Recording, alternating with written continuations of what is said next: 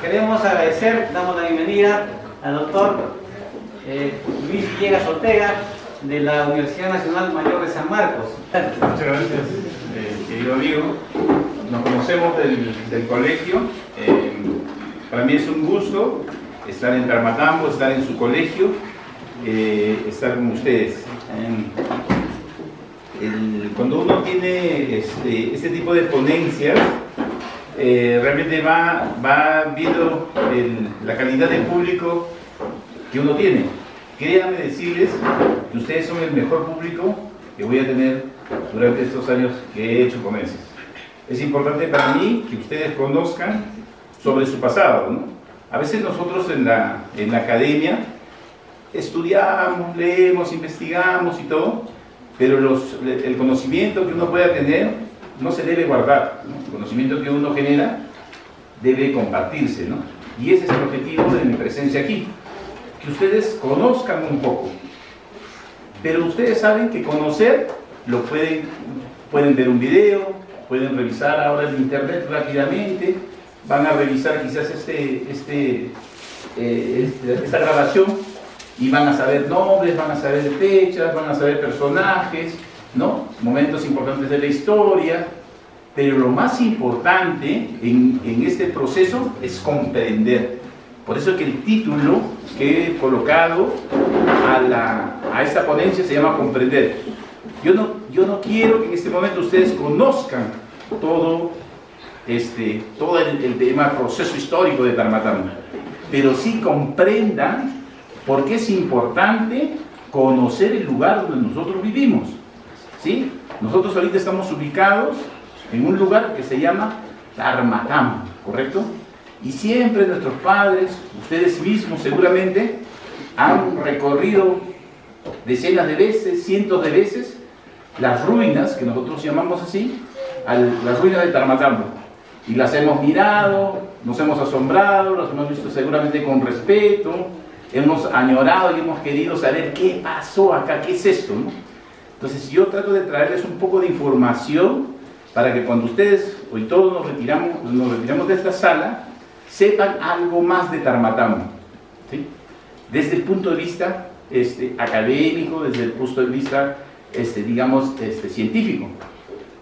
Yo no puedo venir a Tarmatambo y contarles lo que es Tarmatambo. Ustedes, o la gente que vive acá, debe conocer, o debió conocer Tarmatambo, porque sus padres, sus abuelos, su familia vivieron acá. Pero ustedes son partes y son descendientes de toda esta gente que vivió acá. Y ahora vamos a aclarar un poco las ideas que tenemos, el por qué nosotros deberíamos sentirnos orgullosos de ser de Tarmatambo, ¿sí? Nosotros pertenecemos a un área cultural muy significativa que aparece 10.000 años antes de Cristo, con cazadores recolectores, con gente que va domesticando animales y va domesticando plantas, ¿no?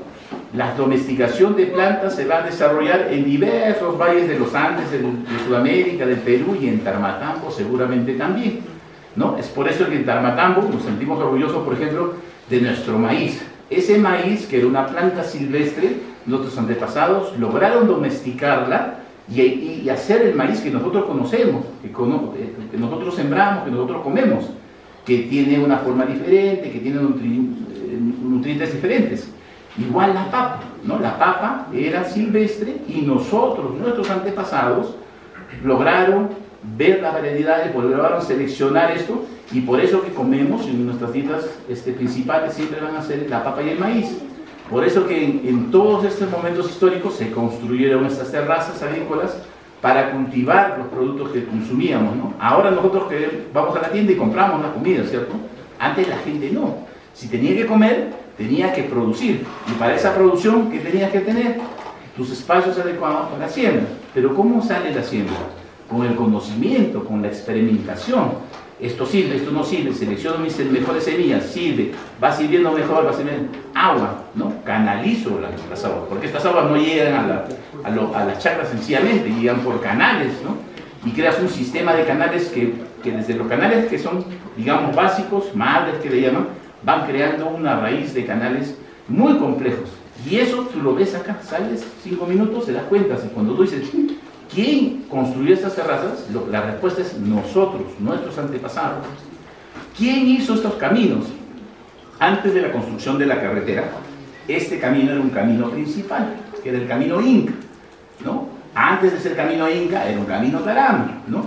Fueron construidos, fueron reutilizados por los incas, pero fueron utilizados hasta hace poco. Hace poco construyeron la carretera, ¿no? En 1900 más o menos. Entonces, el hombre ha diseñado todo un sistema complejo de caminos, todo un sistema complejo de agricultura, que nosotros vemos y somos tangibles, somos herederos de ello. Y todo ese conjunto de cosas se llama patrimonio. ¿Qué es un patrimonio? Viene de patria, ¿sí? Un patrimonio es lo que nosotros heredamos, ¿correcto? Este colegio lo construyeron nuestros abuelos, nuestros tatarabuelos. Nosotros en la comunidad somos herederos de ese patrimonio llamado colegio, ¿no? Gente antes que estuvo con nosotros dijo, tenemos que tener un colegio, construyeron el colegio, habilitaron el colegio, pusieron agua, pusieron luz, y las autoridades como ahora, preocupadas, siempre van a mejorar este aspecto. Lo mismo ha pasado siempre. Cuando el Pachacútec llega a esta zona y se encuentra con el Puraca Tarama, lo que él necesita es controlar un espacio geográfico, porque el imperio inca necesita el control económico de esto, o sea, necesita el control del agua, necesita el control de los productos que están produciendo, ¿no? Y va a crear esta capital que nosotros ahorita conocemos como Tarmatán. Posiblemente el nombre anterior de este lugar se denominaba Tarama. Y luego en la época republicana, en la época colonial temprana, se va a instalar un nuevo pueblo que nosotros conocemos como Tarma, ¿no? Que es sinónimo de esto. Ahora les voy a contar un poco en detalle esto. Entonces, ¿qué es lo que nosotros tenemos que, como responsabilidad, como peruanos, como de Junín, como de Tami, de Matambo, cuidar nuestro patrimonio? ¿Pero qué es el patrimonio? Este es patrimonio, ¿no? Una mesa, una silla, es las cosas que son comunes a todos. Tenemos que cuidar nuestros servicios higiénicos, la limpieza de nuestras calles, nuestros denominados sitios arqueológicos. Este sitio arqueológico que nosotros conocemos como Taramatambo ha sido cuidado desde que llegaron los españoles hasta ahorita. Han pasado más de 500 años, crecen las plantas, hay otros procesos económicos que hacen que los muros vayan cayéndose y se conviertan en lo que nosotros conocemos como ruinas. Pero el sitio arqueológico en sí está vivo, tanto arquitectónicamente como en distribución, como los herederos de ese sitio, que son ustedes. Por eso que es importante que entiendan esto, ¿no? El patrimonio es una riqueza que uno hereda, ¿no? Cuando se mueran sus padres, ojalá que no pronto, o cuando se mueran los míos, me han dejado una herencia, ¿no? Me pueden haber dejado una casita, un terreno, o de repente nada, o me han dado los estudios. Todo eso es un patrimonio. Ustedes tienen la ventaja en relación a otra gente que tiene un patrimonio muy valioso, que es Tarmatán. Entonces estamos definiendo varias cosas. La comprensión de Tarmatán, no el conocimiento lo vamos a encontrar en libros, lo vamos a encontrar en videos, en revistas, pero que tú, o que cada uno de ustedes interiorice y sepa y se sienta orgulloso de ser tarmatambino, y que ese orgullo se consolide en la conservación de su patrimonio, o sea, del patrimonio de todos nosotros los peruanos. Eso va a hacer que comprendamos realmente, porque si salimos de esta charla, ¿no? Y decimos, qué interesante, son ruinas, deberían botarlos, hay que construir un mercado ahí, ¿no? O sea, o lo aplanamos todo y hacemos una gran área de cultivo, como ha pasado en otras partes del Perú. En Lima mismo está lleno de zonas arqueológicas, ¿no? El urbanismo prácticamente hizo que los sitios arqueológicos sean pequeñitos, ¿no? Y en muchas ciudades del mundo. Entonces ustedes tienen la gran responsabilidad, ¿sí? ¿De qué? De comprender su pasado, comprender nuestro pasado. ¿Y para qué nosotros comprendemos nuestro pasado? Para protegerlo, ¿sí? Para protegerlo. ¿Y cómo lo protejo? No puedo proteger algo que no conozco. Y esa es la idea ahora. Conocer un poco de Tarmatambo, tener algunas ideas. Si tienen alguna consulta, me levantan la mano y paramos. O sea, esto no es, o sea, no es una clase, digamos, que luego vamos a tener una evaluación. La evaluación la van a hacer cada uno de ustedes cuando salga de acá y va a decir, o van a conversar entre ustedes, oye, tenía razón, este sitio se llamaba así, esto es así, oye, acá no debería pasar esto, deberíamos limpiarlo más, ¿no? O deberíamos organizarnos nosotros todos para aprender un poco más del tema y que esto no sea solamente sirva para ustedes, sino sirva para sus hijos y sus hijos y sus hijos. O sea, Taramatabo se debe mantener al infinito, 50 años, 100 años más, 500 años más, y toda la gente y sus descendientes digan, mira qué labor tan importante hicieron nuestros antepasados que conservaron el sitio para que nosotros podamos disfrutarlo también. ¿Ok? Entonces, en esta portada, ustedes ya lo conocen, esta es lo que en términos arqueológicos, en términos quechos, se llama una cancha. ¿Qué es una cancha? La cancha es un espacio rectangular, ¿no? Donde al interior hay un patio y dos estructuras con accesos trapezoidales y hornacinas, ¿no? O ventanas de forma trapezoidal. El lugar este es un lugar que se va repitiendo durante el Imperio Inca. Cuando llega el Imperio Inca, más o menos en 1400 después de Cristo, el Imperio Inca es un imperio, es un tipo de estado diferente al que nosotros estamos. Por ejemplo, si nosotros queremos hacer ahora algo, nos ponemos de acuerdo, estamos en un estado democrático, levantamos la mano, yo no estoy de acuerdo, mi opinión es esta. El Imperio Inca tiene otra lógica, ¿no? Ellos están moviendo gente del norte al sur, Mitimaes, están haciendo construcciones, ¿no? Donde requieren hacerlo, están construyendo palacios, están construyendo carreteras, están mejorando sistemas de drenaje, están mejorando sistemas de agricultura, ¿sí? Entonces es una forma diferente. Entonces cuando llegan los incas, aquí, cuando llega Pachacute, en la conquista del imperio, construye Taramatabo, ¿sí? ¿Y cómo construye Taramatabo? Llega Pachacute y dice, bueno, vamos a construir un sitio inca. No, los incas tienen una planificación, o sea, tienen unos planos generales. Y eso es lo que vamos a ver ahí en las siguientes fotos, ¿ya?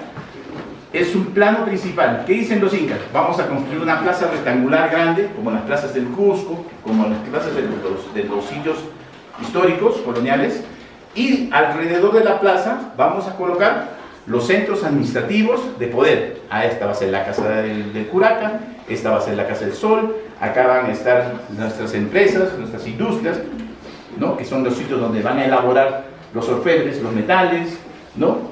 Van a hacer otro espacio donde van a estar haciendo textiles, tanto hombres y mujeres, no solamente los textiles de las mujeres, y tienen un sistema de almacenamiento que son las colcas, ¿no? Donde están almacenando los productos excedentes de su producción, que no solamente es maíz, papa, quinoa o lo que producen, sino también son metales, textiles, cerámicas, ¿sí? y varios otros elementos. Entonces, esta foto está marcando más o menos una de las casas principales del Inca. Entonces, en el centro de Taramatabo hay, digamos, diferentes espacios que ahorita los vamos a conocer, pero los dos principales van a ser del Inca, ¿no? Del Inca cuando llega, y del Curaca Tarama, o del Curaca Taramatabo, que vive ahí. El Inca, cuando llegan los españoles, digamos, el gobierno incaico simplemente cambia de poder. O sea, el Inca que tenía el poder, que era el hijo del sol, se cambia de poder y este poder es asumido por el rey de España. ¿Ok? Es algo que a veces no entendemos. Pero debajo del rey de España sigue existiendo el Inca y el Inca sigue administrando el Estado Inca tal como lo hacía cuando estaba el rey Inca. ¿Me entiendes? La organización del sistema administrativo Inca no va a cambiar excepto por la cabeza del rey de España. Pero el rey de España también llega con su administración. Pero el estado de formación incaico va a mantenerse. Por eso es que cuando llegan los españoles en 1532, 33, 34, 35, los incas, taramas, van a seguir viviendo aquí. Y siempre van a seguir viviendo en 1600, en 1700, en 1800, en 1900, hasta ahora. Que es lo que nosotros conocemos como la comunidad de Taramatabo. O sea, la comunidad de Taramatabo son los descendientes de los incas que ocuparon estos espacios, ¿no? Pero hay varios momentos claves administrativos en que a esta gente que está administrando, que es la élite, que son los señores curacas, los están llevando a lugares de ciudades, como el de Taramatabo actualmente, o como la nueva Tarma que se va a formar. O sea, y están abandonando lo que nosotros conocemos como el Palacio Inca, ¿entienden? Entonces, esta foto marca eso un poco. Huamampoma de Ayala, en 1600, hace dibujos, ¿no? En 1600, había llegado Pizarro en 1532, ¿correcto? Y en 1600, Huamampoma va a graficar, ¿y qué grafica? Lo que ve. Y está viendo a los incas haciendo sus fiestas en los sitios incas. Es decir, que Tarmatambo no desaparece. Cuando llega Pizarro, no dice, ¡ay, corramos, no desaparecemos! Y desapareció los incas. No, los incas convivieron con los españoles, que eran un grupo muy pequeñito a comparación del grupo grande, pero es la administración, es la organización que es completamente diferente. Los tributos que pagaban los incas en Tarmatambo, hay un porcentaje que va a ir a la corona, ¿no? A diferencia de que antes iba a Cusco, ¿no? Entonces, eso es lo que quería graficar un poco y para que entiendan y darle como el antecedente de esto. Entonces, este es un mapa del mundo. Rápidamente ustedes también utilizan, ¿no? Ahora Google y pueden ver rápidamente. Nosotros tenemos el Pacífico, ¿no? Y estamos en lo que nosotros llamamos los Andes de Sudamérica, ¿no? Los Andes de Sudamérica se forman cuando dos placas tectónicas se juntan y empiezan a juntarse y van creando los Andes, ¿sí? ¿Correcto? Desde Panamá hasta Chile. Y el territorio es completamente diferente y es completamente accidentado y es un territorio muy difícil, ¿sí? Pero en ese territorio difícil, nuestra gente, nosotros pudimos adaptarnos al territorio y poder, como les había mencionado, domesticar plantas, domesticar animales y vivir durante más de 10.000 años.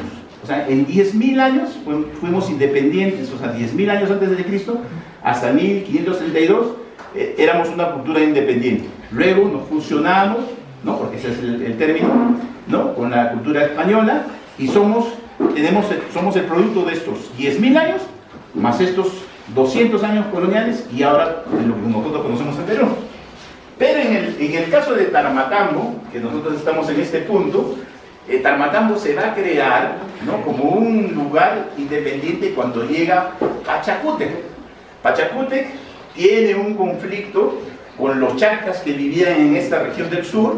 Los charcas invaden el Cusco, queman el Cusco, destruyen la capital de los incas. Los incas eran como los taramas que vivían en el Cusco, era un grupo local que vivía en Cusco. Pero cuando son invadidos por los chancas, ¿no? Los incas van a ser retirados del Cusco, ¿no? Los chancas de Huancavelica, los chancas que están viviendo en Ayacucho y los de la parte de la parte de Arequipa los sacan a los incas, que se llamaban así la cultura local. Estos se vuelvan a empoderar, se fusionan con otras culturas y recuperan el Cusco. En ese momento de que los incas vuelven a recuperar el Cusco, ahí sienten la necesidad de seguir expandiendo el imperio inca y empiezan a conquistar tanto al Antisuyo como al Condisuyo como al Chinchaysuyo. Toda esta región nosotros la vamos a conocer como el Chinchaysuyo, ¿sí? Vamos a prestar atención. ¿Qué es el Chinchay? El Chinchay es el sur, ¿sí? ¿Qué es el suyo? El suyo es el lago. Entonces toda esta sección es la del Chinchaysuyo. ¿Y quién va a estar encargado de esto? ¿No? El Inca, Pachacútec. Y Pachacútec tiene sus guerreros. O sea, Pachacútec va adelante, seguramente, pero tiene un conjunto de guerreros y el ejército inca atrás que tiene dos maneras de conquistar, ¿no? La primera manera de conquistar es imponiendo. O sea, ustedes son Tarama, yo soy Pachacútec y digo, mira, tengo tecnología, tengo mi ejército, ¿no?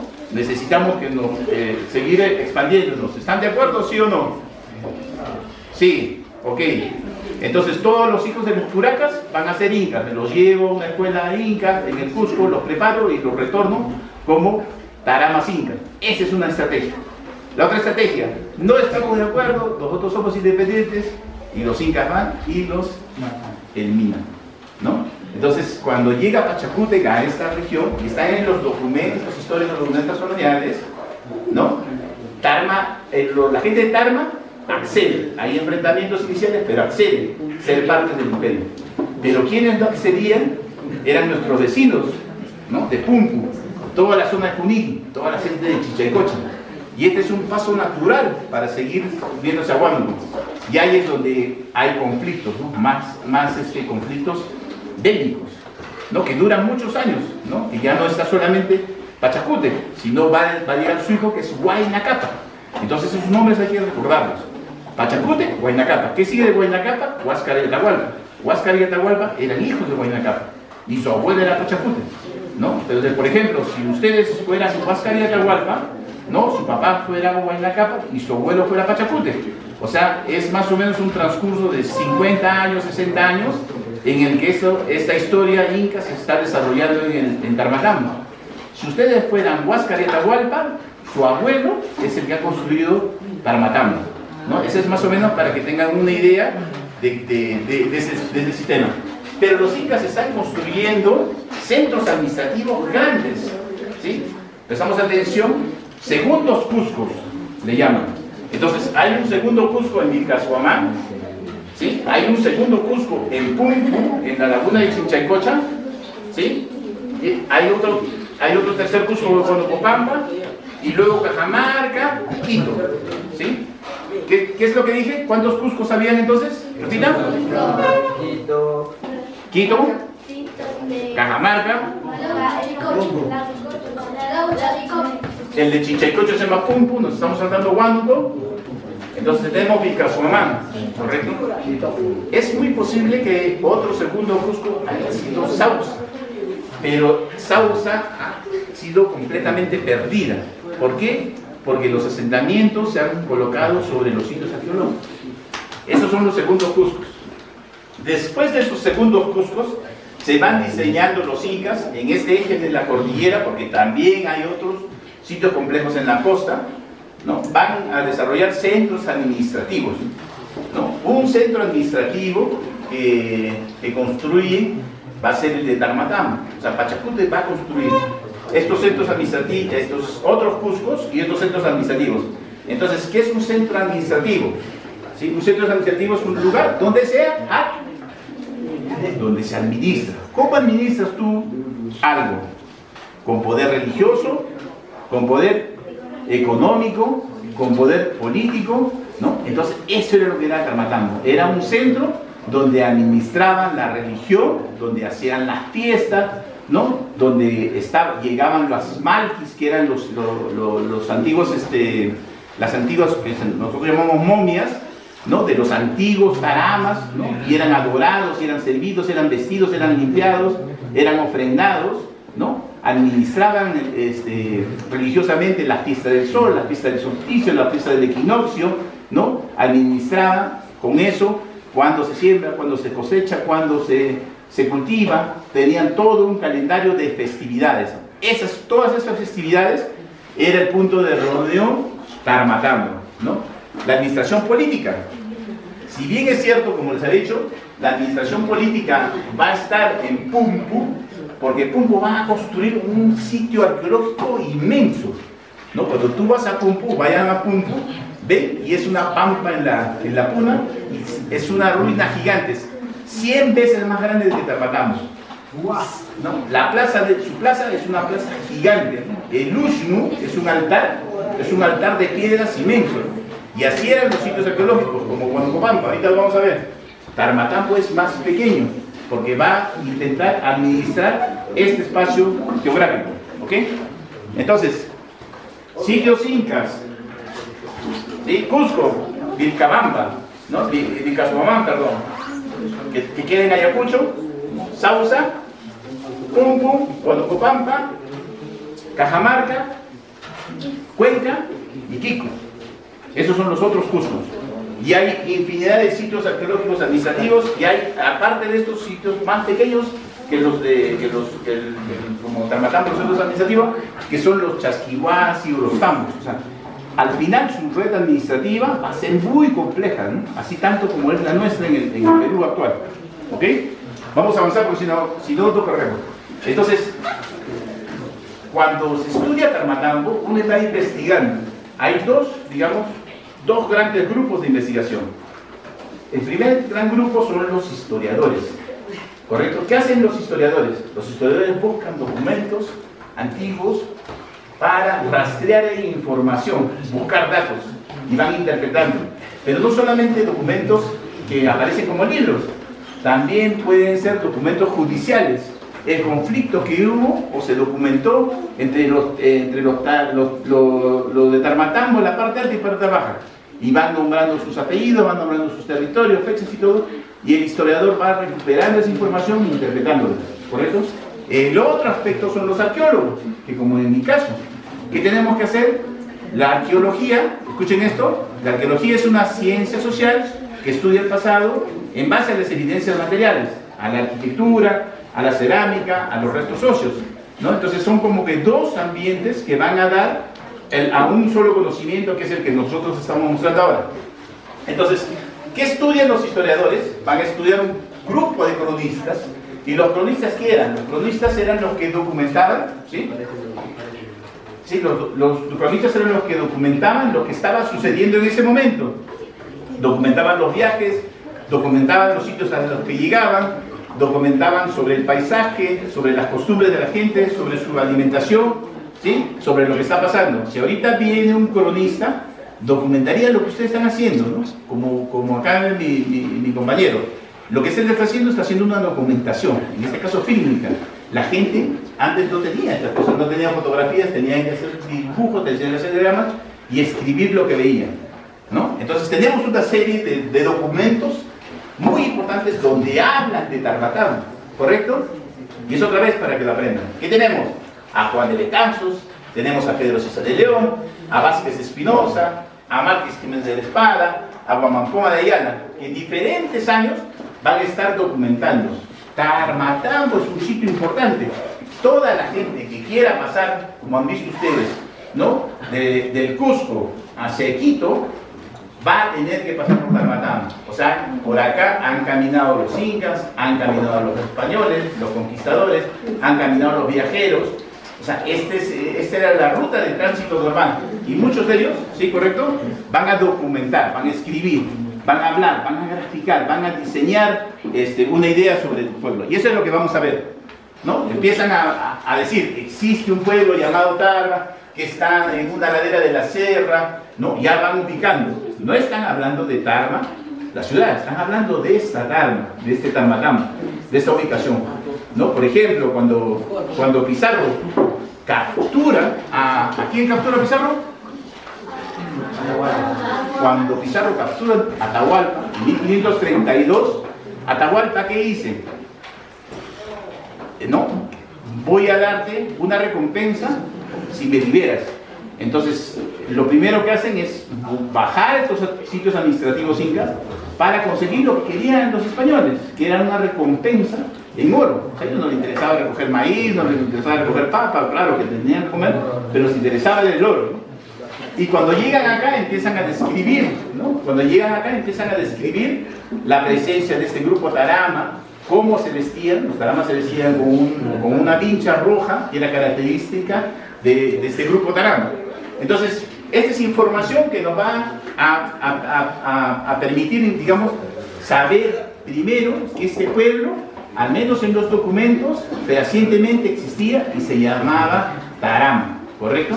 Entonces cuentan, por ejemplo, junto con otros grupos de otras etnias, quiso apoderarse de ese poder y se pelearon, hubo una guerra. Cuando llegó Pizarro, lo que Pizarro encontró era una guerra. Imagínate, nosotros, todo este grupo peleando con el grupo de Ayacucho o de Cusco, era una guerra, ¿no? Entonces, Pizarro había vencido a Huáscar, se habían enfrentado en Huánuco, yo lo había vencido, pero no lo había matado.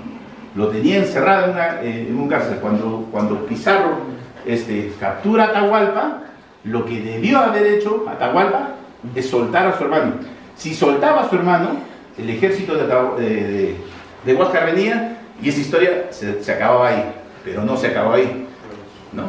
Entonces, esa parte de la historia te enseña varias cosas, ¿no? Cómo entre hermanos hasta ahora nos peleamos, ¿no? Cómo esa pelea puede producir la caída de un imperio. Pero bueno, ese no es el tema ahora, ese es solo. Entonces, hay otros documentos. Pedro César de León. Cuando puedan leerlo, está en internet. Y la forma en la que él describe y cuenta cómo era el imperio inca es impresionante. Él se queda asombrado de lo que ve, de la organización política que ve. Pero a lo que nos interesa ahora es que identifica, ¿no?, que delante de Bombón, ¿qué es Bombón? Pumpu. Pumpu, esa región se llama Bombón, dice, ¿no? 10 leguas de esa provincia de Tarama, que los naturales no fueron menos belicosos que Bombón, ¿no? Ellos se asentaron. Y cuenta, miren, acá, ¿alguien me puede ayudar a leer? A ver, silencio, por favor. Ayúdame a leer esta partecita de acá. Después dice, había en Tarma. En tiempos pasados, había en Tarma en tiempos pasados grandes aposentos y depósitos de los reyes Ingas. Andan los naturales vestidos y lo mismo sus mujeres, de ropa de lana de sus ganados, y hacían su adoración al sol, que ellos llaman mocha. Palabra clave. ¿Cómo le llamamos nosotros al sol? ¿Cuándo está escrito esto? 1553. ¿A qué está haciendo referencia? A Dharma, a su gente. Entonces, ese es lo valioso de los cronistas, ¿no? Es lo valioso de los cronistas. Y así como eso, uno puede encontrar mucha información. Este mismo mocha va a aparecer en los documentos republicanos, va a aparecer en las fiestas que se celebran en la independencia, ¿no? Ahora nosotros lo conocemos como el Inti Raymi. No debería llamarse Inti Raymi, quizás debería llamarse, ¿no?, la fiesta mocha, porque así lo llamaba. Hay una danza en los documentos que hacen referencia a esa mocha. Entonces, como les decía a ustedes, cuando yo pregunto cómo le llaman al sol, todos respondieron en pueblo mocha. ¿Por qué? Porque además en Tarma tenemos un quechua diferente, un quechua propio, que lo vamos perdiendo poco a poco si nosotros no lo aprendemos. La única manera de no perder nuestro quechua y las formas como nosotros conocemos a las cosas es aprendiéndolas, no teniendo vergüenza, no teniendo creer que ese es un idioma que no sirve, más bien al contrario, ¿no? Esas cosas te deben dar más identidad. Cuando uno está en Europa y te encuentras con un catalán, él te va a hablar en catalán, a pesar de estar en España, ¿no? O un francés te va a hablar en su francés antiguo. La gente va a seguir utilizando, en su identidad se va a centrar en eso, en hablar su quechua. Y eso es algo que ustedes no deberían perder de sus padres, ¿no? Entonces, hay mucha más información. De Tarama, yendo por el camino real de los incas, dice, ¿no? Es el camino que nosotros tenemos acá, este camino que nosotros hemos caminado para subir, ¿no? Se llega a un grande hermoso de Jauja, que está al otro lado. Entonces, bueno, hay información sobre este tema, ¿no? Ahí hay unos dibujos de la crónica, etc. Entonces, vamos avanzando los años y nos damos cuenta que van graficando en los mapas que nos van presentando siempre la presencia del Tarma como un sitio importante, ¿no? En los mapas mundiales, en los mapas que van a hacer los navegantes, los grandes geógrafos que empiezan en 1600, 1500, 1700, siempre va a aparecer Tarma como una ciudad importante. Y es por eso que los viajeros van a llegar a Tarma y la van a documentar y tenemos la suerte de encontrarlos, ¿no? Por ejemplo, este es un mapa, ¿no?, que de 1788, donde están haciendo la administración colonial, digamos, de Tarama, y también están ubicando el espacio de Tarama. Este es igual otro, ¿no? Acá tenemos a Chinchaycocha, que es el lago, y están los valles de Tarma, ¿correcto? Entonces, ¿qué quiere decir esto? Nuevamente, que Tarma siempre ha sido un sitio importante para la gente que quería conocer o documentar. La gente tenía que llegar a Tarma, y esa información nos es útil hasta ahora, ¿no? Y bueno, hay más información de planos de varios años donde van a aparecer Tarma, donde va a aparecer Tarmatambo, ¿no? 1600, 1790, etc. Acá a partir después de la independencia, habíamos visto el primer grupo que eran los cronistas. Ahora vemos otro grupo que nosotros podemos llamar los viajeros. ¿Quién eran los viajeros? Los viajeros eran los nuevos cronistas que venían de Europa, habíamos ya logrado la independencia y ellos querían saber qué había pasado con los incas, ¿no? querían documentar, querían llevarse textiles, la cerámica que habían producido, ¿no? Entonces, igual va a pasar lo mismo. Va a llegar Joseph Bombay en 1788 y va a llegar a Tarmatambo, ¿no? Va a hacer recuperación de algunas vasijas y va a publicarlas en el mundo entero, ¿no? Y en el mundo entero la gente va a decir Tarmatambo, el Palacio Inca, el sitio Inca, y todos los viajeros que leen a Bombay luego van a volver con la intención de conocer Tarmatambo. Lo mismo sucede con León Agram en 1833. Ahorita les voy a mostrar los dibujos que hace él de Tarmatambo, ¿sí? Y van a ser publicados en diferentes revistas, en diferentes libros. Luego está Raimondi, lo conocen a Raimondi, ¿correcto? Entonces Raimondi también hace una descripción detallada de la arquitectura inca que ve, ¿no? Eso está bastante bien publicado. Y hay otro viajero, que es Charles Whedon, que viene junto con Raimondi, que también hace planos, dibuja, describe algunas costumbres de los tarmatambinos y todo. Y eso es lo que vamos a ver a continuación. Por ejemplo, Bombay dice, ¿no? Visita Tarma en 1779, excavó unos abrigos, encontró unas momias, las estudió, y una de las vasijas que él encontró, por ejemplo, es esta, ¿no? Esta es lo que nosotros conocemos como una vasija cara gollete, o sea, tienen el gollete en esta forma, una cara, y las características que tiene son características inca. ¿Y qué está haciendo este personaje? ¿Qué es esto? ¿No? Es como es un instrumento de labranza, o sea, ¿no? ¿Y cómo ves la cerámica? Es una cerámica fina, ¿correcto? Que va a estar siendo recuperada, y habría que ver, seguir haciendo este estudio para ver dónde quedó esta vasija. Es muy posible que esta vasija esté en un museo en París, ¿sí? Así como esta vasija hay mucho material. Muchas gracias, señora Carmen. Ajá. Luego está Raimondi. Vamos a ver, a nuestra compañera de la policía escolar. Acá, una leída. ¿Qué dice acá? Raimondi. Fuerte. Arriba. Sí. Las construcciones que están en la lomada son las más notables y más variadas, puesto que se ven edificios de forma rectangular muy grandes, teniendo en ellos 70 varas de largo. En su parte interna se observan muchos nichos contándose en el citado 20 por la... ¿Podemos imaginarnos de qué sitio está hablando arriba? Está hablando de una de las arquitecturas que aún se conservan, ¿no? ¿Cómo te llamas tú? Elmer. Este segundo párrafo, fuerte, para que te escuchen todos. Los nichos que se datan en estos edificios son de varias clases, algunos pequeños situados a cierta altura, parecen construidos para algunos pequeños. ¿Servir para? Servir de almacenes para guardar algunas cosas, otros muchos más.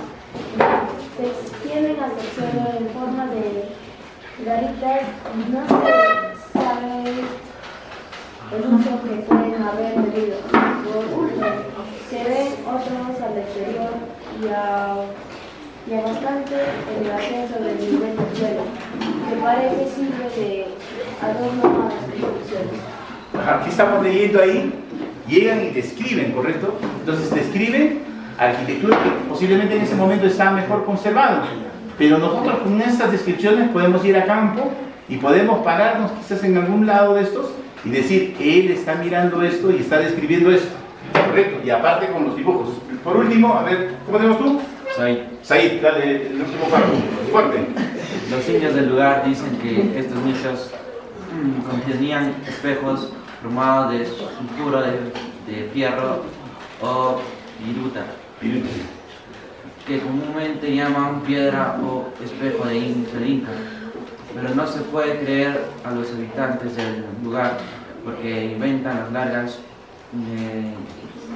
ingeniosas fábulas cuando hablan de estas ruinas. Ajá. ¿Se das cuenta? No. ¿Sí? O sea, hay varias cosas ahí que nosotros podemos entender. Uno, que dice que en estos nichos, o sea, los nichos trapezoidales, había unas piedras que se llamaban pirita. No sé si ustedes han visto la pirita. La pirita es una piedra así como si fuera un acero con unas laminitas y brillan al sol, ¿no? Entonces, interesante. Y es posible que en las excavaciones arqueológicas se pueden encontrar eso, ¿no? Y después dice, ¿no? Los umbrales es las entradas, ¿no? De las puertas, ventanas y nichos de todos los edificios eran de madera y hoy día no se notan sino los huecos donde existían. Estamos hablando de aquello 1852. Ahora mismo podemos encontrar la misma característica, ¿sí? Porque han sido sacados por los habitantes del pueblo que llevan el mismo nombre, Tamatama. Todavía se observan en los huecos que han dejado los umbrales algunas pajas o sogas formadas por pajas trenzadas, o sea, utilizaban eso ¿para qué? Para hacer los techos, ¿correcto? ¿Qué sirven? Para asegurarlas. Dice, en estas ruinas se notan dos plazuelas. Está diciendo, mira, en estas ruinas se notan dos plazuelas, o sea, dos plazas bastante regulares, ¿no? Una superior a la otra, pero lo que admira es el sistema de irrigación, pues no ha conducido el agua a distintos puntos por medio de pequeñas acequias, que son estos canales que tienen chacas, que están empedrados, ¿no? Que lo está viendo que recorren sobre un terraplén o por debajo del terreno. A mí me parece interesante porque lo que quiero es un poco que se imaginen estar caminando ahí y leyendo esto. Okay, ¿alguien quiere apoyarme en la lectura? A ver, ¿tú la policía escolar cómo te llamas? Angeli, esta parte de acá, fuerte. En un punto se ve 3 aberturas de piedra por donde salía el agua y según los habitantes del lugar, en otro tiempo existían grandes morteros que servían de taza para recoger el agua. Como he dicho más arriba, no se puede dar una idea de plan de estas ruinas, a no ser que se haga un trabajo bastante largo y minucioso. Ajá, hasta ahí. Mira lo que nos están diciendo. En 1852, ¿cuántos años? ¿15 los calculadora? Estamos en 2024. Mira lo que nos están diciendo. No puedo dar idea de cómo están estas estructuras en plano, habla en plano, porque se debe hacer un trabajo largo y minucioso. Ese es el trabajo que requiere el Tamatamo para entenderlo al final, ¿no?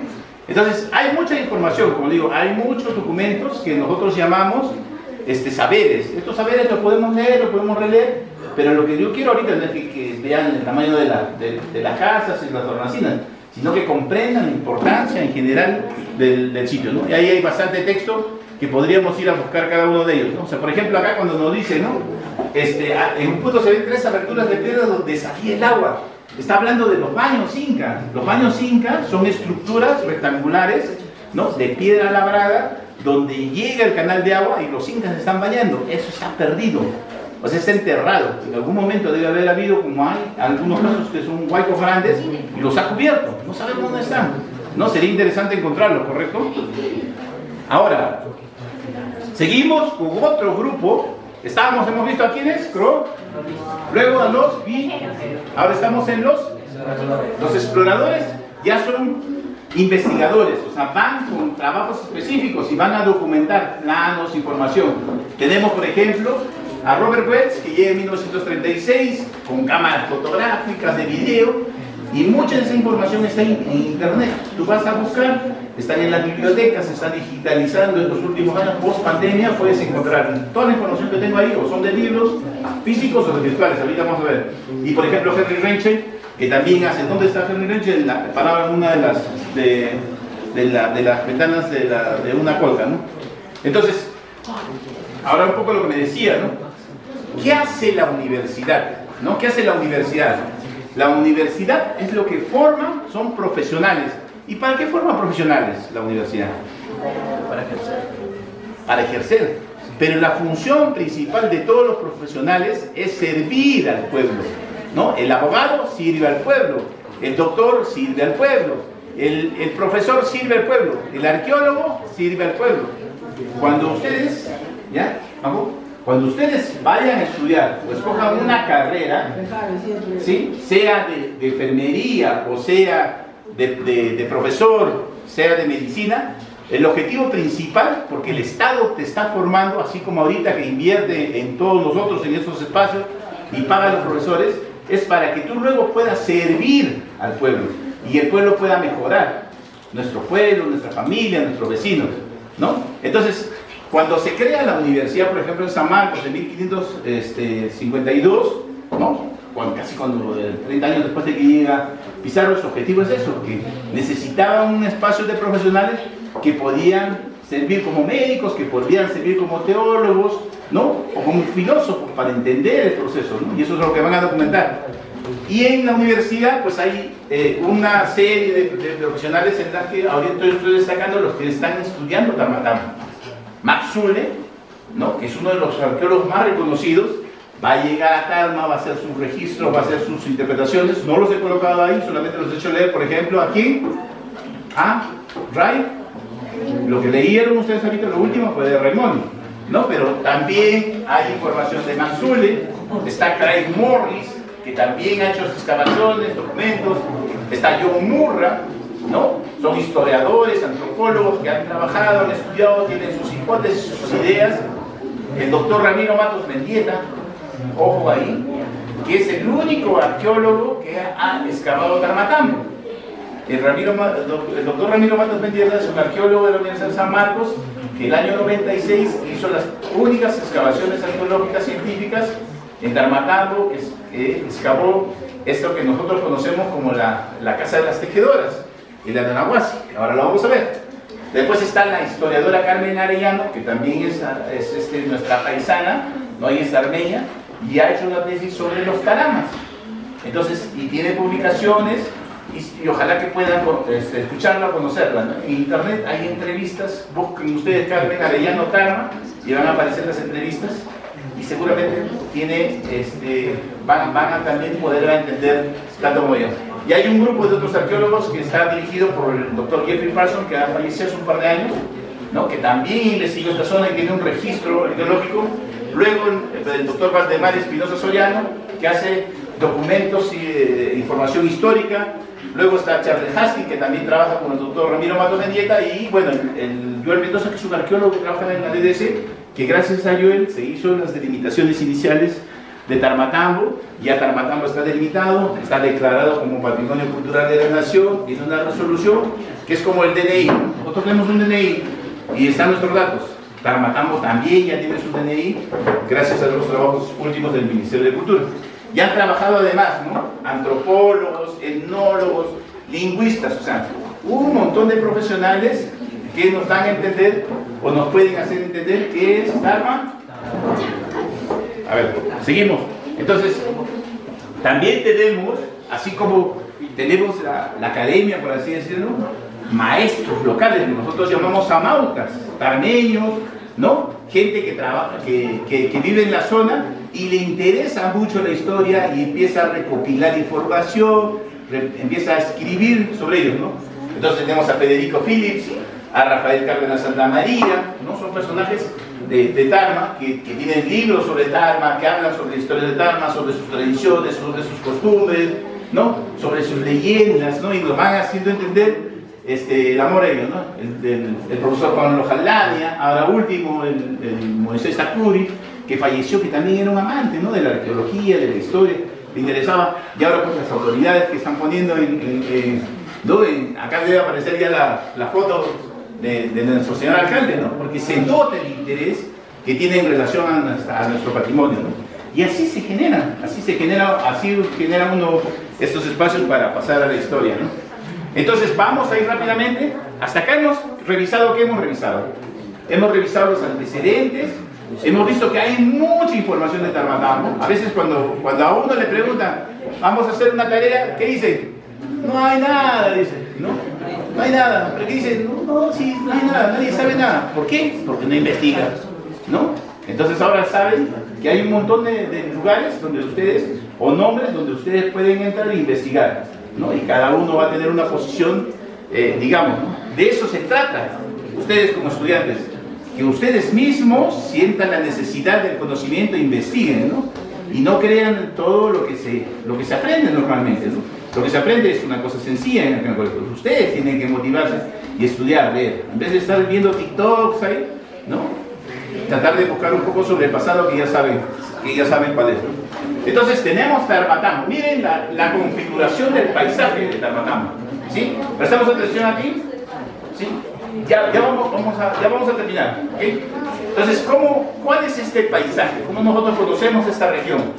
¿No? En esta región la conocemos como una región de valle, ¿correcto? Hay algunos geógrafos que le conocen como Quechua, ¿no? Así le dicen, ¿no? La región de Quechua, la región Puna, la región Jalca, Suni, Chala, etc., ¿no? Esta es una región de valle.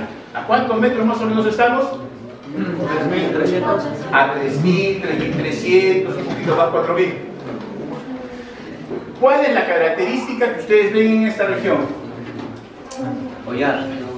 Ok, tenemos un valle en forma de V, pero ¿qué ven? ¿Ah? ¿Ven? Andenes. ¿Cómo se imaginan este paisaje si no hubiese andenes? Cerro.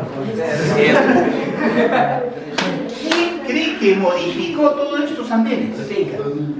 Nosotros, nuestros antepasados, nuestros abuelos.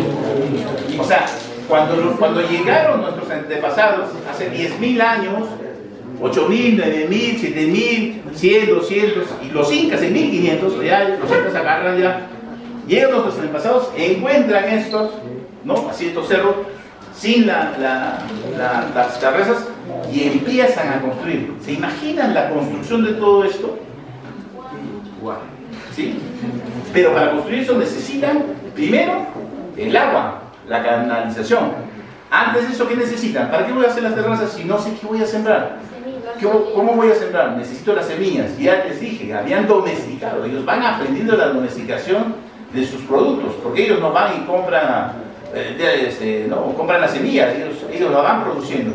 Y una vez que hay un boom de esa época agrícola, ya se empiezan a producir. Este maíz es diferente al maíz del Colca, ¿no? El maíz de Quito es diferente, este maíz, el maíz cusqueño es diferente, pero cada región va creando, digamos, sus productos, banderas y típicos que van a estar adaptados para esta altura, para este tipo de suelo, para este tipo de agua.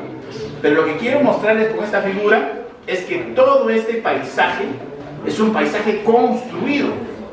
O sea, ya nosotros hemos modificado el paisaje, no solamente acá, sino en muchos valles hemos modificado. Pero si tú observas Tarmatambo, estás encontrando un sitio donde la gente está viviendo, que es esto de Tarmatambo, y otro sitio donde la gente está cultivando. Acá la gente no está viviendo, acá la gente está cultivando y está viviendo en las zonas que nosotros llamamos sitios arqueológicos.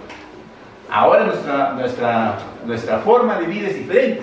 Nosotros ya vivimos, ¿no?, cerca de la terraza, no tenemos espacio, por eso es que no tenemos mucha agua, por eso que no tenemos luz, por eso que no tenemos que caminar, ¿no? Pero son realidades diferentes y que nosotros deberíamos reorganizarnos, es decir, este espacio debe ser para agricultura, este espacio debe ser para vivienda, este espacio de vivienda deben tener esto, todo lo que se requiere para el área urbana.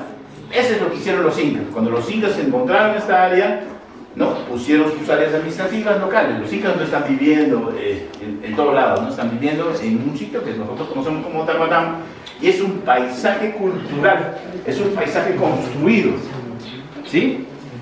Ahora, en la época, este es un plan que está mostrando los sitios o los lugares arqueológicos, históricos, no las ciudades modernas. Si nosotros vemos las ciudades modernas, podemos hacer un punto, pero todos los puntos son los lugares donde están viviendo este grupo que nosotros llamamos Tarama. De todo este grupo que nosotros llamamos Tarama, el lugar principal durante la época inca están marcados con las estrellas. ¿Qué dice acá? Tarmatambo, ¿no? Entonces acá va a haber un curaca, Tarmatambo, ¿no?, de Tarma, que es el curaca mayor, como habíamos visto en la época inca, va a administrar, y posiblemente el que está acá en Pumpu, ¿no?, está viviendo, o sea, es su casa, digamos, de hacienda, su casa de vivienda, su palacio, pero también hay otros sitios incas cercanos, ¿no? Otro sitio cercano está en Cochas. ¿Han visto ustedes cuando entran a Cochas, Cochas Alto, Cochas Bajo? El camino inca pasa por Cochas Alto, por Cochas Bajo, y ahí estaban los incas, pero ya no quedan el asentamiento, porque el pueblo se instala encima, ¿no? Ya no hay sitio de alrededor. El otro sitio inca es el Telarnío, pero Telarnío es un sitio más pequeño, es como un Chasquihuasi.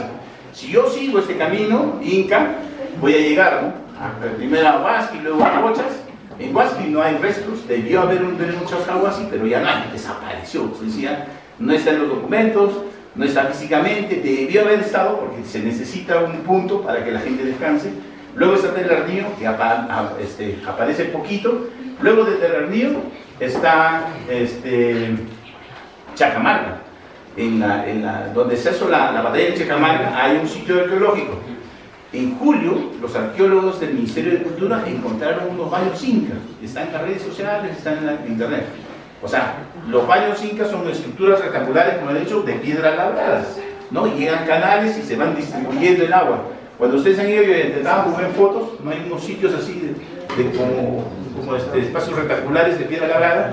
Eso acaban de encontrar, pero se requiere conservación y de hecho han vuelto a cubrirlo. Entonces, ¿por qué? Porque cuando tú encuentras un tipo de esas cosas, tienes ya que pensar en todo un proceso de restauración, de conservación. No es solamente limpiar, vamos a limpiar, no. Tienes que tener un estudio previo para hacer. Entonces, eso es lo que se va demarcando, ¿no? Ya luego está Pumpu y hay otras historias. Pero lo que miren lo que estamos viendo acá, que tenemos un lugar principal, Tarama, que es Tarmatambo, que va a administrar todos estos lugares, que son sitios arqueológicos. Nosotros podríamos subir a cada uno de estos puntitos amarillos y vamos a encontrar un asentamiento Tarama. Un asentamiento Tarama clásico, ¿qué es? Pues un conjunto de sitios que están en la parte alta del cerro, que está amurallada y la gente está viviendo en estructuras circulares. Y en su estructura circular tiene un patio. Estructura circular, patio, estructura circular, patio. Y así se va configurando, ¿no? Es una cosa interesante. En Tarmatambo también hay una sección donde hay esa característica. O sea, están las construcciones incas y donde están todos los campos de cultivo era un área de vivienda de taramas. O sea, que había estructuras circulares y patios. Entonces, se intenta, esto se pasa la información de la doctora Carmen Garellano, que así como existieron los paracas, así como existieron los charí, así como existieron los chincha o los inca, acá había un señorío. ¿Y cómo se llama el señorío? Señorío Tarama, ¿no? Así como han visto el señor de Zipán, que era el jefe de Zipán, de una sección del norte, y así como había señoríos, acá debió haber también un señorío, ¿no? Entonces, ¿qué nos cuenta este mapa? Que acá hay un señorío que está distribuyéndose en un territorio Tarama desde Yauli, La Oroya, Tarma hasta la Selva. Todo es un grupo que nosotros podríamos llamar Tarama y cuya centro o capital está ¿dónde? En Tarmatambo, ¿no? Entonces ahí hay todavía cosas que investigar. Entonces, en la época inca, ¿no? Porque eso está en los documentos que yo les había mencionado y que historiadores como Carmen Arellano nos van contando, van graficando. Entonces, esto es el territorio del señorío Tarama, y cada señorío Tarama tiene un curaca principal que está ¿dónde? ¿Dónde? En Tarmatambo. Pero además tiene unos subseñoríos, ¿sí? Que van a ser estos polígonos rojos. Por ejemplo, en Ucramayo, o en Tapu, ¿no? O en Cacas, en San Pedro de Cacas, o en Acobamba. ¿Se dan cuenta de la importancia que tenía el señorío o Tarmatambo en esa organización administrativa?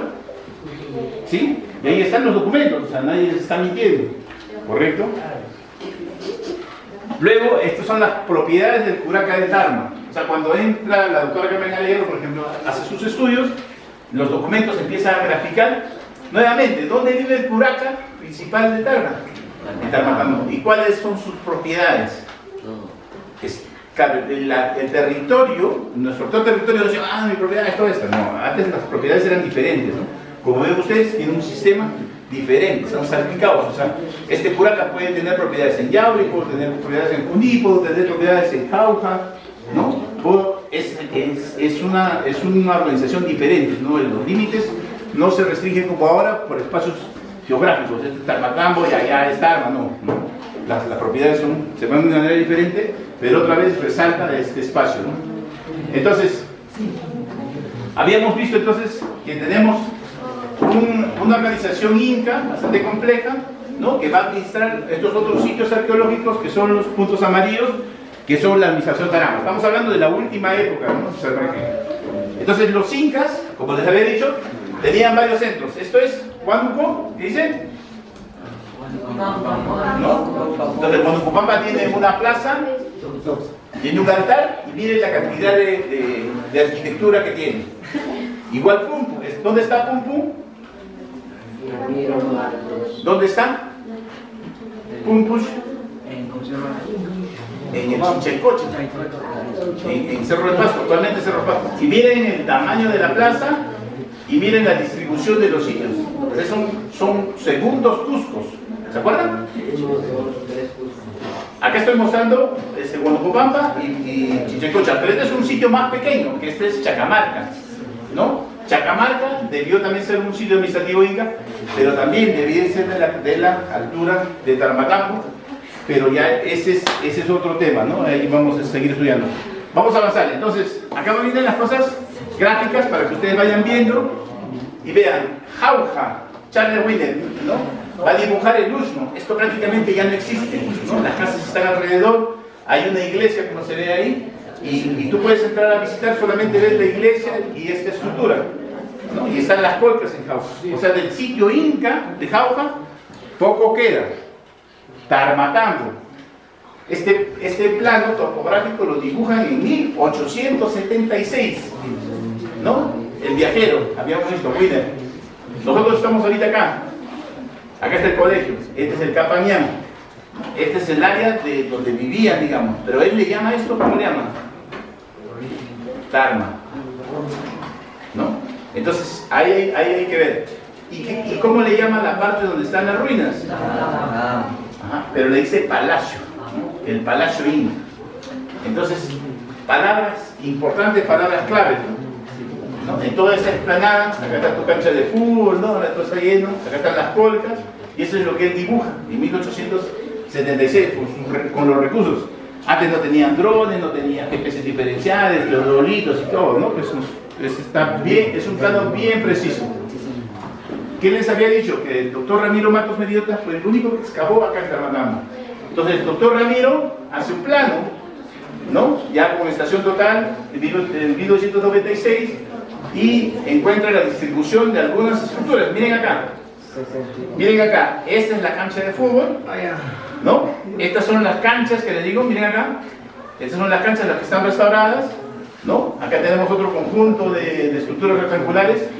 Esta estructura alargada también se puede ver actualmente, y este es un sitio que excava él, que es la casa de las tejedores, por ahí la llama Anahuas.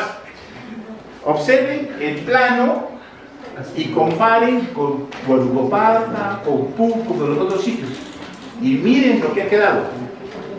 Poco, pero ese poco es importante, hay que protegerlo, hay que cuidarlo. Entonces, ojo en esta figura. Esta figura yo la he coloreado. Y entonces, acá por ejemplo, la tecnología nos va a permitir hacer estas cosas. Un vuelo de dron, el dron toma fotografías, esas fotografías se juntan y puedes tener esta visión actual. Esta foto fue hace un par de años. Entonces, sobre esa foto he utilizado la información de Wiener de 1887 y la información del doctor Ramiro, y se va creando. Esto es Tarmatambo, y la información que también leyeron hace rato, que era de Raimondi. ¿Qué hizo Raimondi? Tenía dos plazas. Acá están las dos plazas. Una se convirtió en cancha de fútbol y la otra hay casas alrededor. ¿Por qué hay casas alrededor? Nosotros tenemos el Capañán, que es este de acá, que todavía nosotros subimos al Capañán.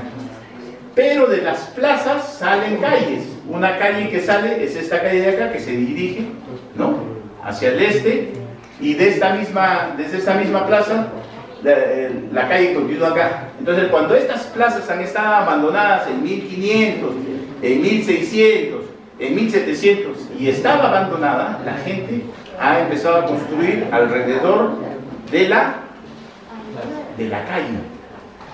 Entonces, habíamos visto que un elemento importante de las plazas era el altar, el ushnu, esa estructura rectangular.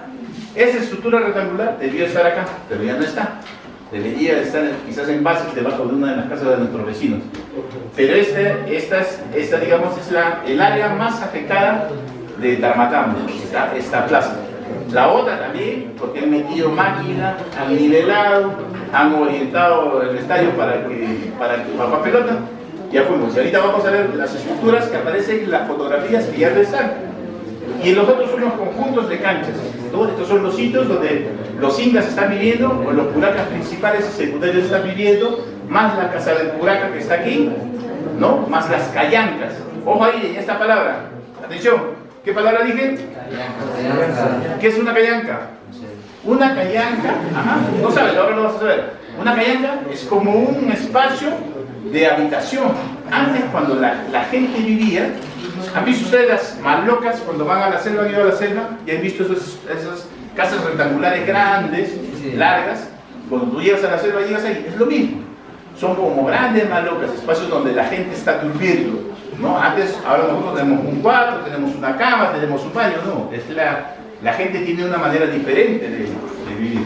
Entonces, acá hay dos espacios grandes. Y este es el área Tarama, ¿no? Eso es base a, como digo, texto, gráficos, dibujos, ¿no? Nosotros, por ejemplo, sabemos que hay dos líneas de colcas. Colcas rectangulares, colcas circulares y otras colcas que casi están desapareciendo, que son las de, ¿cómo se llama? Con rum, puipuy, no. Pirua. Ajá. Este pirua, yo cuando subí hace más o menos 10 años, estaban bien conservadas y ahora están en base. Ahora vamos a ver las fotos. No, ahí están las colcas con el bron. La idea es seguir restaurando poco a poco esto y haciendo estudios primero para hacer las restauraciones. Estas restauraciones, desde mi punto de vista, están bien hechas, ¿no? Están durando y es un lugar clásico de fotografías. Esta es una foto, atentos ahí, de Henry Rachel, ¿no? De más o menos 1952. Miren las colcas. ¿Sí? Ya vamos a terminar. Ahorita tranquilos vamos a salir a...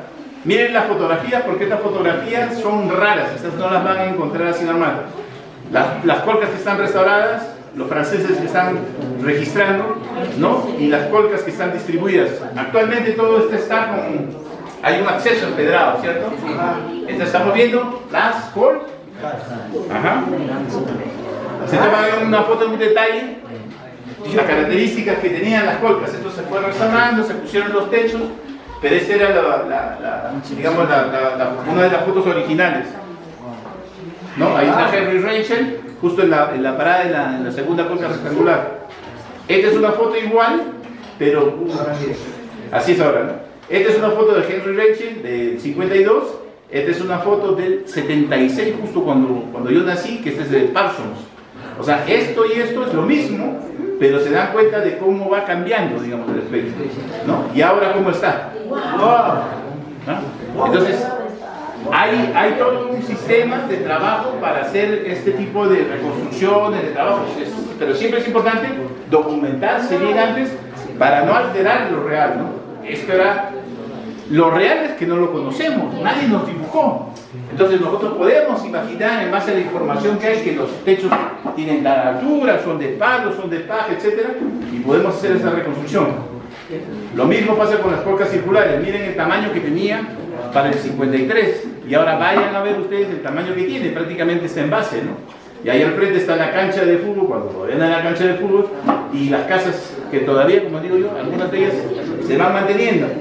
Estas son las estructuras rectangulares que están pegadas al risco, ¿no? Están bien conservadas porque están sobre terreno más sólido, mucha gente entra ahí, no entran los animales, la zona es espinosa, ¿correcto? Entonces se van conservando.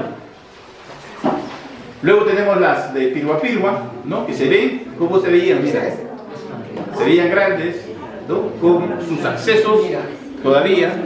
Este es 76, ¿no? Ahora si tengo la foto, va a salir una línea acá en base. ¿Por qué?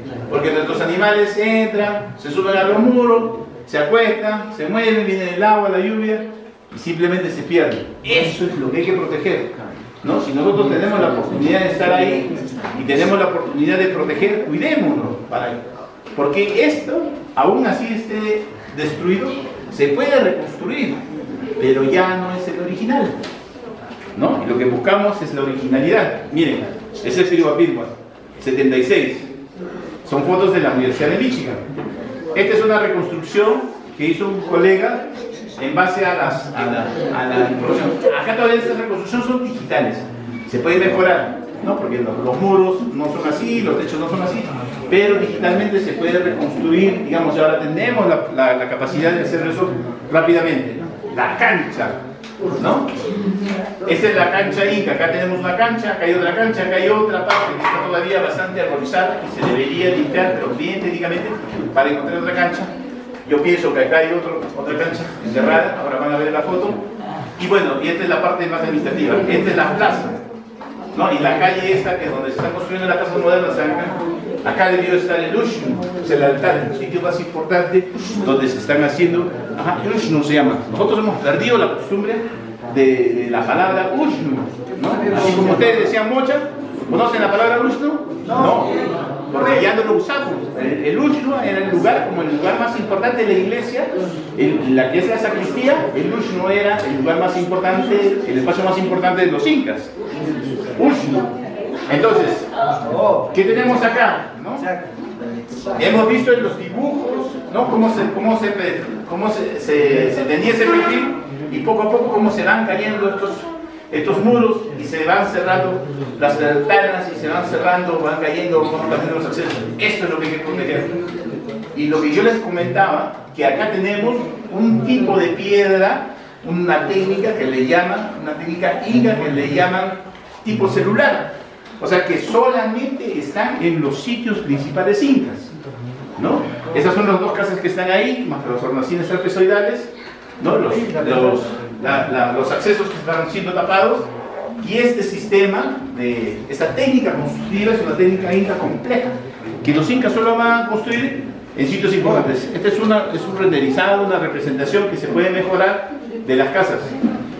Pero esta es la técnica que les digo, es una técnica celular, ¿no? Es una técnica que solamente se construye, por ejemplo, en la piedra de 12 ángulos. La piedra de 12 ángulos tiene esta técnica. Hay que cuidar esos muros. Y seguramente hay otros muros que también tienen esa técnica, que están enterrados, que están tapados, que no se ven, ¿no? Pero eso te habla de que este es un lugar importante para vivienda de los incas. ¿Dónde está? ¿No? Espérate. Todo este sistema. Lo que pasa es que, como yo digo, cuando nosotros entramos a este edificio, entramos de costado. Entramos así y nos lo vemos. La entrada no es así, la entrada era de frente. O sea, el que entra en los edificios entra de frente, pero nadie puede entrar de frente porque están las chacras. Porque si tú entras de frente, vas a encontrar el acceso principal, ¿no? Y vas a encontrar las piedras, ¿no? El sistema de piedras. Entonces eso también se requiere siempre que esté bien conservado, y es un baño grande, muy hermoso, ¿no? Como le digo, es la misma técnica que se utiliza para la piedra de los 12 ángulos, ¿no? Ahí está. Es una piedra que no es de la zona, es una piedra sillar diferente, ¿no? Otro espacio es el Amanahuasi, lo que llaman la casa de las tejedoras. Ahora no sé si ustedes han sido atentos estas últimas semanas, me parece, ¿no? Han limpiado ese punto y él ya está limpio, ¿no? Este es un plano que hicieron. Entonces, ¿qué es esta parte? Los incas van a administrar todos sus recursos. Dentro de sus recursos, uno de los recursos más importantes son los textiles, la vestimenta. La vestimenta para los incas tiene igual de valor que la comida o que el oro. Cuando ellos hacen un intercambio con algún grupo, van a intercambiar del mismo valor un paño, como nuestras abuelitas, por maíz o por papa. Y los incas tenían espacios donde habían especialistas que tejían, ¿no?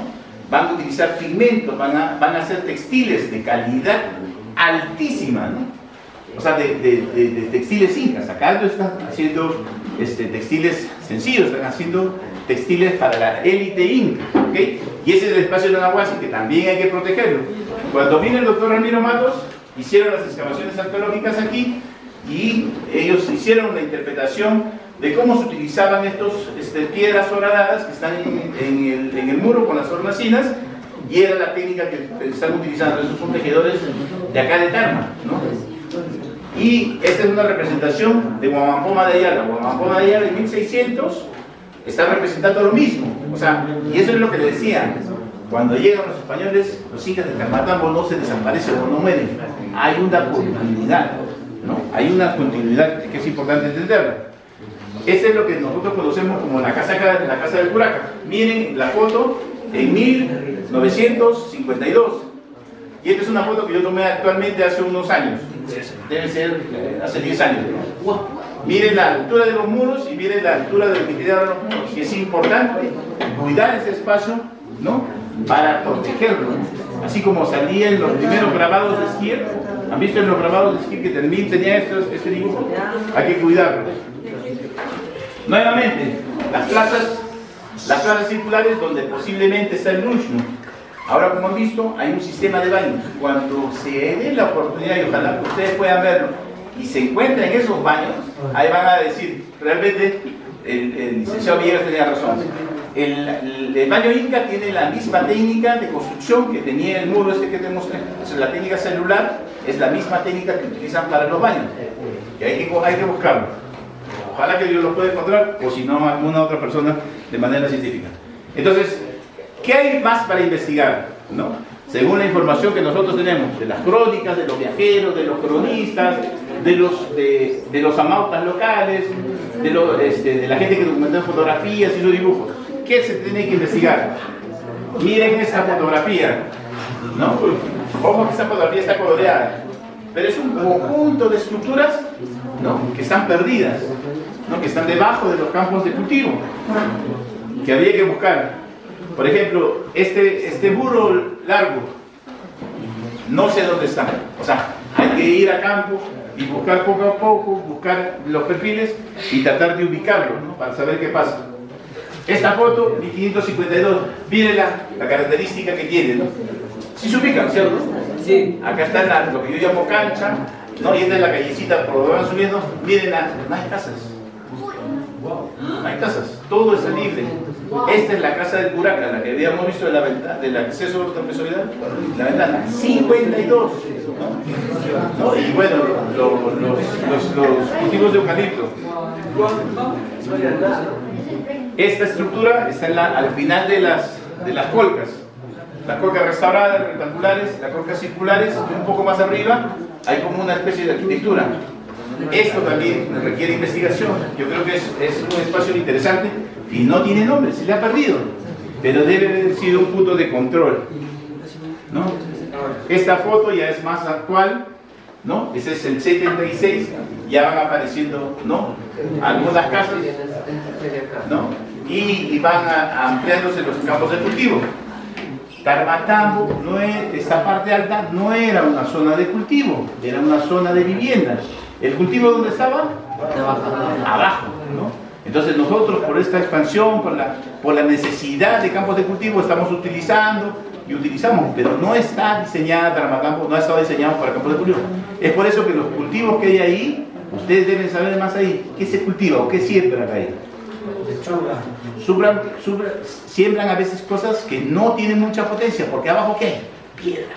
Abajo están las ruinas, ¿no? Es por eso que las tierras de cultivo ahí no son tan buenas. Acá, Wiener, ¿no? Él dibuja esto, y habíamos visto que un viajero llega, hace sus dibujos, está publicando sus libros, ¿y dónde están? Es posible que estén abajo, puede ser que en algún momento se puedan encontrar las bases, ¿no? Este resto de hornacinas sí las podemos encontrar. ¿Alguien las reconoce o no? No. Cuando tú entras en la cancha de fútbol, no te ve la cancha de fútbol y vas a entrar a la casa de Curaca, ahí está todavía. Así está la ventanita, una ventanita arriba, como a 3 metros.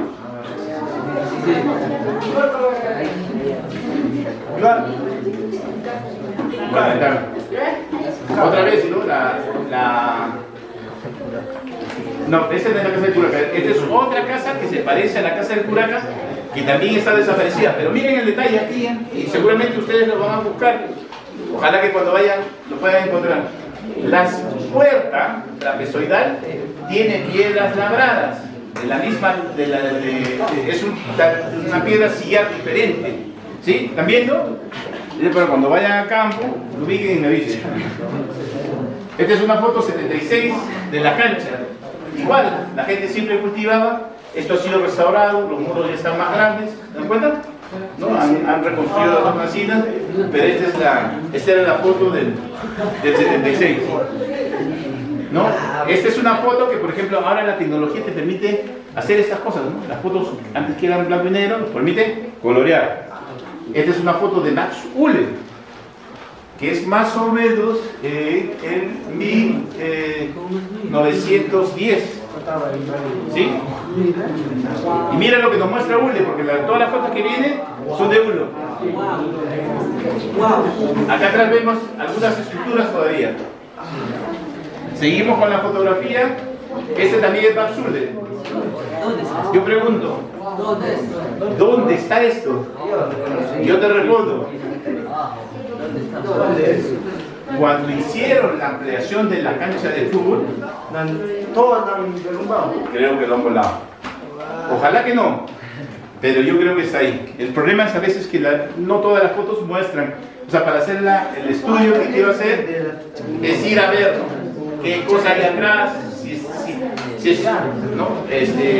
si hay rocas, si hay otra casa, algún elemento que nos permita ubicar estos elementos que están perdidos. ¿Reconocen esto o no?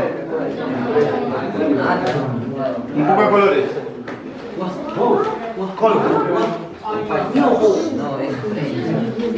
Las pocas están acá. ¿Cierto? Las pocas están acá. Esta es toda esta explanada donde están las chacritas ahora, donde están las estructuras altas. La cancha de fútbol es esta de acá.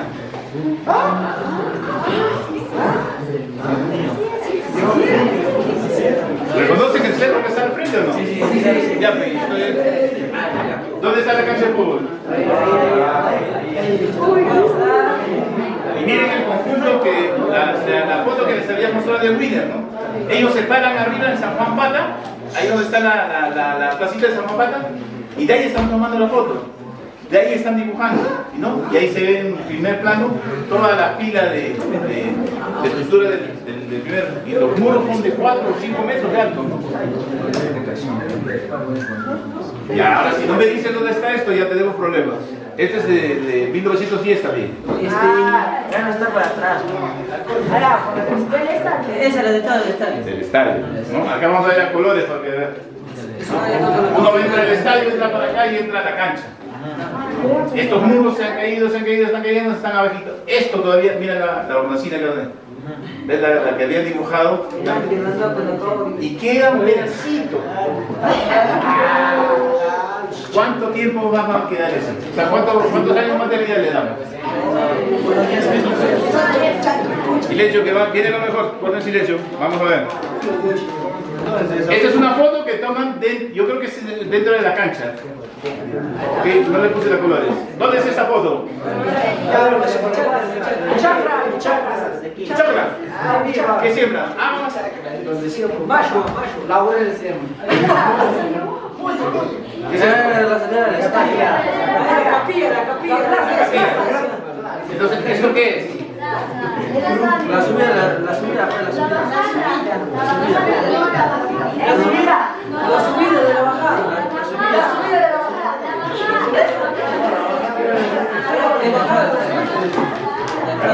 Acá supuestamente está el portón, silencio. El portón del estadio está acá adelante, ¿cierto? Sí.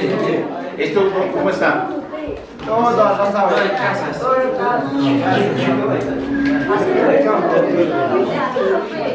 Esta es la foto más importante y es la que a mí me gustaría excavar. ¿Para qué? ¿Para qué creen que se puede excavar eso? Para reconocer falta. Eso. 1910.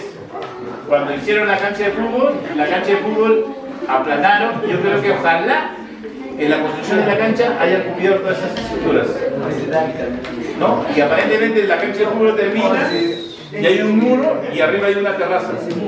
Ojalá que esté protegida, porque sería muy interesante encontrar nuevamente estructuras. Sí, ¿no? Se ubica, ¿cierto, señor alcalde? ¿No? Las colcas, las estructuras rectangulares, ¿no? Las piedras labradas, incas. Este es el palacio, este es el área del palacio principal. Pero tenemos un anexo que no sabemos qué es. ¿Han visto la fotografía donde estaban los muros rectangulares? Pareciera que esto es eso. Ahora, eso, en términos incas, ¿qué es? En términos incas, esa también es una cancha. Pero es una cancha especial. Una cancha de adoratorio, ¿no? ¿Ok? Esta es una foto ya coloreada, ¿no? Ya con esto estamos terminando, muchachos. Y si tienen algunas preguntas. Este es un cráneo que Max Zuller tiene en la colección. Es un cráneo que encuentra acá. Va y encuentra mucho cementerio, pero tiene trepanación craneana. O sea, tiene un proceso de conocimiento, ¿sí? Tiene un proceso de conocimiento de alta medicina, ¿no? Cuando nosotros estudiamos los paracas, nos dicen, no, los paracas trepanaban, los paracas hacían cirugías. Los taramas, y como otras culturas también, eran muy sofisticados, no solamente en agricultura, en astronomía, en religión, pero también en medicina. Y esta colección, que es más o menos sencilla, son los materiales que están en los museos en el mundo, ¿sí? En Alemania, en Francia, en Estados Unidos, ¿no? Son colecciones que vienen, ¿no? En ese momento, así como ahora, a la gente no le interesa mucho la protección, entonces encuentran cosas raras y la gente va comprando y se las lleva para sus museos. Algunos de esos museos hay algunos casos donde van retornando, pues el Estado peruano va retornando, pero estos son las cosas taramas que muestran, ¿no? Piezas esta es una pinza de oro que básicamente sirve para desfilar, ¿no? Morteros. Esta vasija, por ejemplo, es una vasija de otra época, no es inca, es una época de 500 años después de Cristo, que es contemporáneo a Huari, ¿no? Por eso las características son diferentes, ¿no? Una pieza de metal. Acá en Talmatambo encontraron esta vasija, pero esta vasija tiene inclusión chimú. ¿Qué quiere decir? Que hay una influencia, o puede haber venido en la época inca, Mikva chimú, ¿no? Para esa zona. Los documentos cuentan que, por ejemplo, que un grupo, escuchen esto, que un grupo de Mikvas taramas fueron enviados a Puno, ¿no? O sea, así como llegaban Mikvas nuevos de otras regiones, los taramas los llevaron a Puno como frontera Bolivia. O sea, si nuestros antepasados deben estar también ahí, ¿no? Y bueno, es un clásico aríbalo inca. Entonces, con eso termino. No sé si acá está, ¿lo reconocen o no? Hasta Chuchi.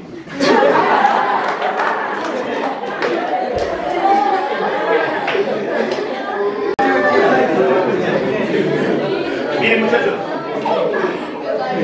estos somos nosotros. O sea, estos somos nosotros. Cuando vienen como les decía, los viajeros, ellos van a dibujar. Estos son taramas. Cuando ellos dibujan y hacen los gráficos, van a decir, los taramas se vestían con taleguías, ¿no? Utilizaban mandas de colores, hacen sus descripciones y los dibujan. Estos están dibujados como taramas. Y este es el gráfico, ¿no? De un tarama también, que es la clásica vestimenta del tarama de 1800, ¿no? Y este es el alcalde, por ejemplo, de Talmatambo. Está pintado en las acuarelas. ¿Han visto ustedes las acuarelas de Pancho Fierro, por ejemplo? En la misma época están pintando a este personaje que es el alcalde, pero es el alcalde de la comunidad, es el alcalde del pueblo de Talmatambo. ¿Sí? Entonces, con esto cierro. Yo hice una investigación de un personaje que se llamó Juan de Dios Guillermo y le denominaba el indio Juan de Dios Guillermo, y con eso termino. Juan de Dios Guillermo era un tarmatambino que vivió antes de la independencia, antes de 1832, y este tarmatambino, junto con otros tarmatambinos, se juntaron para votar a los españoles de su administración, ¿no? Y en los documentos, cuando ellos los apresan a los tarmatambinos, y ahí les voy a mostrar el nombre de todos los apresados, se los llevan a la cárcel de Tarma, porque ellos estaban iniciando una revolución, así como Tupac Amaru, así como Juan Santos Atahualpa. No lo conocemos a Juan de Dios Guillermo. Era un tarmatambino que se empezó a rebelar con la corona española. Deberíamos de reconocerlo. Ahí están los documentos que habla él.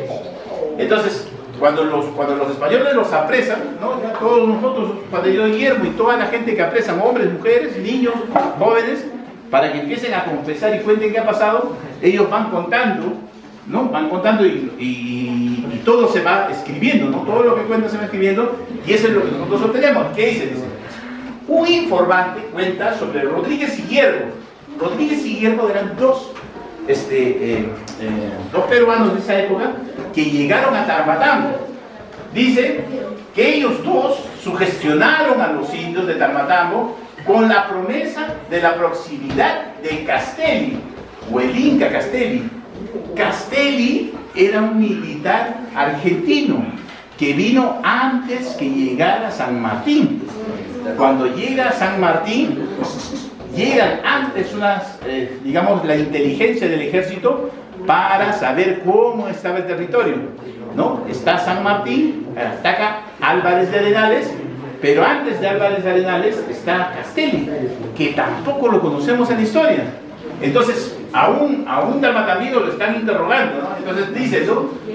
Han venido Rodríguez y Guillermo, y él decía a los de Tarmatambo que iba a venir el Inca Castelli, ¿no? Y que con la venida del rey Inca, o sea, que el Inca iba a retornar a tener poder y que iban a expulsar a los españoles, ¿no? Dice, ¿no? Él iba a venir el Inca calzando con yanquis de plata, y era la vestimenta que tenían los incas, que erigiría su casa real en Tarmatambo.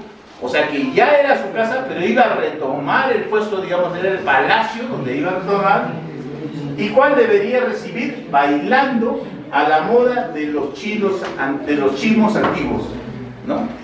Cuando dicen los chimos antiguos, que es una danza que ellos tenían para hacer ese show. ¿Qué año están diciendo eso? En 1782, casi contemporáneo con la Revolución de Guano. Entonces, los tarmatambinos, como les decía en todos los documentos, no están muertos y siempre están en todos los procesos de la independencia, de la guerra con Chile, ¿no? Hay un gran grupo de tarmatambinos que va con Cáceres, ¿no? a esta tierra de Miraflores, de San Juan, y donde perdimos por ejemplo con Chile, ¿no? Otro documento dice, ¿no? Otro reo informante dijo sobre Juan de Dios Guillermo, porque Juan de Dios Guillermo era el líder de ese momento de Tarmatambino. Dice, esparció la voz de que un descendiente del Inca venía a matar a los españoles y quitarles sus casas y haciendas para que los indios fueran nuevamente dueños de ellas, ¿no? O sea, están anunciando lo que nosotros hemos festejado hace poco, estos 200 años de independencia. Un grupo de tarmatambinos también participó en esas gestas y a veces no se reconoce mucho, ¿no? Entonces, en este documento, y esta es la última lámina, aparecen todos los que fueron apresados con Juan de Dios Guillermo, y luego fueron absueltos, fueron liberados, porque tenían que regresar a las chacras, y no regresaban a las chacras, la gente no comía. Entonces era simplemente, o sea, dejarlos libres, y los españoles seguían temblando y tenían miedo de que en cualquier momento iba a venir, digamos, la independencia, ¿no? El proceso de independencia es largo. Entonces, ¿qué apellidos encontramos en esos documentos? ¿No? Gallardo, Porras, Chagua, Calderón, Pucho, Parral, Gómez, Amaro, Nostroza, Ollero, Chavaca, Chantán, Solórzano, García, Niño, Limaya, Mendoza. O sea, ¿qué encontramos? Nuestros apellidos, el apellido de nuestros abuelos, ¿no? Entonces, con eso quiero terminar, muchachos. ¿Sí? Siéntanse orgullosos de su pasado, siéntanse orgullosos de ustedes mismos, ¿no? Como herederos de ese pasado que hemos revisado rápidamente. Si tuvieran alguna pregunta, estoy atento para responderlas. Si no, también muchas gracias. Vamos.